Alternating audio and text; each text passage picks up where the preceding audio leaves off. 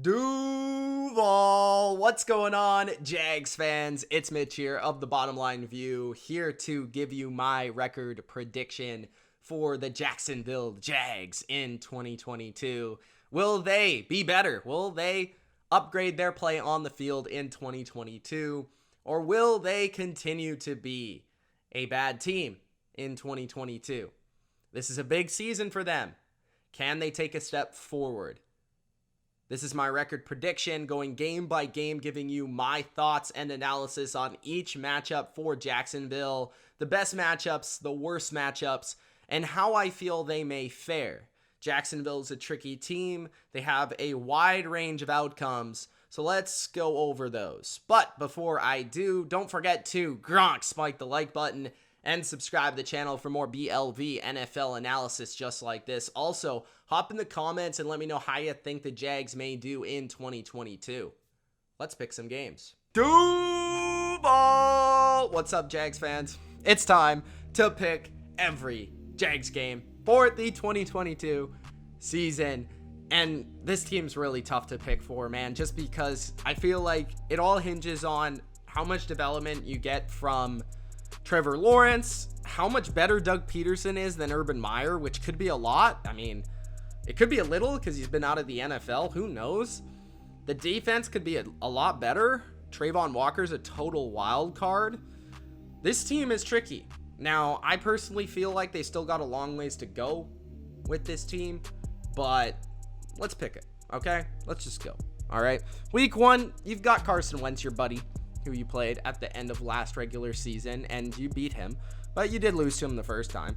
So Carson Wentz, who I've been talking about a ton during these AFC South videos because he was, of course, on the Colts. I've got them winning that game in Washington. I think Washington's got a better defensive and offensive line, and that's why I lean towards them in this game in Washington at home. Because their offensive line is actually very underrated, and their defensive line is very strong with Daron Payne, Jonathan Allen, Chase Young, and Montez Sweat. They can get to Trevor Lawrence. They can force some pressure. They can, if Lawrence can carry the Jags in this game, there's a chance for that. They can win, but I need to see him take that jump before I can pick it. Week 2, I've got you beating the Colts just because you seemingly always beat the Colts in Jacksonville. I don't know why, but that's just a thing. It's like I keep saying, like it's like the Patriots when they go to Miami. I don't know why. It just happens. So that's what I'm picking. All right. And the Colts are good. Like, I think they're the best team in this division. I think they're going to win the division. I think they're going to go to the playoffs. Like, that's how I feel. But I'm going to go with the Jags in that game. And you play the Chargers. This is tough because you got to go across the country. You got to go to the West Coast, and you're playing like arguably the best team in the AFC. Like, the Chargers are that good. Their defense is now loaded, and Justin Herbert's amazing. So I'm going to go with the Chargers. Week 4, you play the Eagles. I think the Eagles win that game. This is a Doug Peterson revenge game, though, so it's possible that you win that game. I'm not going to rule it out. And Jalen Hurts could always have a bad game or two. So this is a potential upset game. So, keep that star next to your calendar there.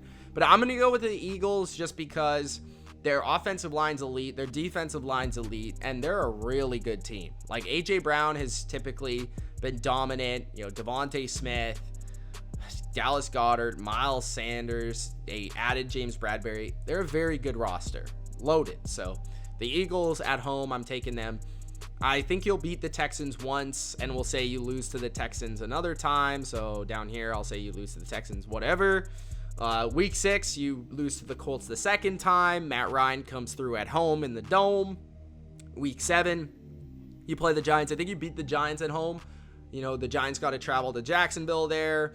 Kind of a cold climate team going to a warm climate team.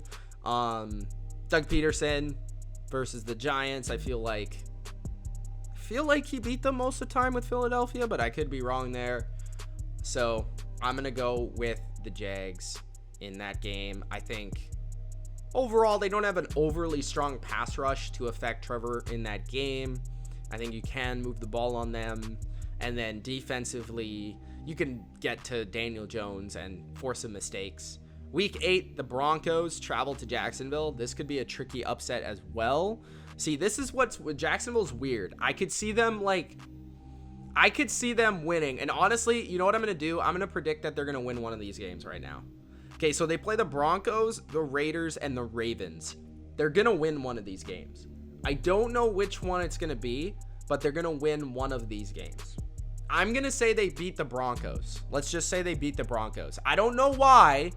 I'm just going to say they beat the Broncos. I don't know how it's going to happen. Maybe, kind of like the Josh Allen Bills game, Russell Wilson just going to have a bad game, okay? He's just going to have a bad game. You're going to force him to make mistakes, and you're going to win and upset them. That's what I'm going to say, okay? Right now, week 8, you're going to beat the Broncos. You're going to lose the Raiders and the Ravens now, and you're going to lose the Chiefs, okay, in Kansas City. But I think you're going to beat one of the Broncos, Ravens, or Raiders. You could take that to the bank right now. I'm going to tell you that right now. Take that to the bank. You play the Lions in Detroit. I think the Lions are going to beat you, and the reason is I think their offensive line's good. Their defensive line's good. They're I think a little bit ahead of you guys in terms of where they are on their schedule. They've got a lot of kind of sneaky good skill talent on offense. Jared Goff is competent enough. They're not great. You could certainly win that game, but week 14 you play the Titans. I'm going to take the Titans at home. Week 15 you play Dallas. I'm going to take Dallas at home. Then you play the Jets. This one's Dallas on the road. That's another game that you could win, by the way. Dallas on the road is a lot different, especially at that time of the year where they could be snuck up on and you could take advantage. I could also see you winning that game. Week 16, you play the Jets in New York on Thursday. This is going to be the big Zach Wilson, Trevor Lawrence game. I think the Jets are actually a very underrated roster. Their defensive line is strong. Their offensive line is strong. They've got good receivers, a good running back. I mean, you could win that game, but I think Lawrence is he doesn't have the same support that Zach Wilson does right now. I think the Jets win that game. I like Zach too. Week 18, you play the Titans, and I have you beaten the Titans once, by the way. So I got you beating the Titans in week 14 on the road, and then I got the Titans beating you guys on the road. So I have the Jags at 5-12, which I think is kind of nice. I don't know. Maybe Jags fans feel differently about that, but I gave you that sneaky victory, which I think there's 1 or 2 of those on your schedule. I think Jacksonville should improve this year because I have respect for Doug Peterson. I think Trevor Lawrence can get better in his second year. I think there's definitely an avenue where this team shocks the world and gets a lot better. I just don't know if I can piece it all together the way that maybe it was there for the Bengals. I think a lot would have to go wrong for the Colts in order for you guys to jump in the division. But overall, I think that you guys should improve, and I think it's going to be an exciting year for Jags fans this season. Even though it's a 5-12 record, it's like I said with the Jets, I feel both teams are headed in the right direction. It just might take a little bit of time. I'm still disappointed with your GM, though. I think Trent Baalke's got to go, man. The free agency, they didn't maximize what they could have had in free agency. If I felt better about that, I might have them with a better record, like 7-10, 8-9. But they're not quite there yet, and I need to see more out of Trevor Lawrence ultimately for me to upgrade their record. But 5-12, I think is decent, so I'm going to go with 5-12 for Jacksonville. Let me know what you guys think in the comment section below. It's Mitch. Thanks for watching. Peace.